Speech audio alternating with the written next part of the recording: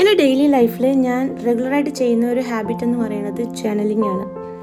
എൻ്റെ ഓരോരോ ഇമോഷൻസ്, എൻ്റെ തോട്ട്സ് ഇതിനെയൊക്കെ പ്രോസസ്സ് ചെയ്ത് എനിക്ക് കുറച്ചും കൂടി ക്ലാരിറ്റി കിട്ടാനും എൻ്റെ ലേസിനെസ് ഒക്കെ ഒന്ന് മാറാനും എൻ്റെ പ്രൊഡക്ടിവിറ്റി കൂടാനും വേണ്ടിയിട്ട് ഞാൻ ചെയ്യുന്ന ഒരു ഹാബിറ്റാണ് ജേർണലിംഗ്. ചെറുപ്പത്തിൽ തന്നെ ജേർണൽ ചെയ്യുന്ന ഒരാളാണ് ഞാൻ. അന്നൊക്കെ എനിക്ക് അതിൻ്റെ പേര് ജേർണലിംഗ് ആണെന്ന് അറിയില്ലായിരുന്നു കേട്ടോ. പക്ഷേ ഈ ഒരു ഹാബിറ്റ് എൻ്റെ ലൈഫിൽ കുറേ ചേഞ്ചസ് കൊണ്ടുവന്നിട്ടുണ്ട്. ഓരോരുത്തർക്കും ജേർണൽ ചെയ്യാൻ പല രീതികൾ ഉണ്ടാവാം. ചിലപ്പോൾ ഞാൻ ചെയ്യുന്നതിൽ ചില മിസ്റ്റേക്സും ഉണ്ടാവും, ബട്ട് എനിക്കത് ഓക്കെയാണ്. I am happy with that.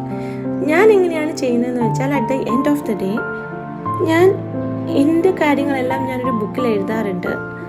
അത് നല്ലതാകട്ടെ ചീത്തയാവട്ടെ എല്ലാ കാര്യങ്ങളും എഴുതാറുണ്ട്. ഈ എഴുതി കഴിയുമ്പോൾ എനിക്ക് കിട്ടുന്ന ഒരു ക്ലാരിറ്റി എന്ന് പറയുന്നത് വലുതാണ്.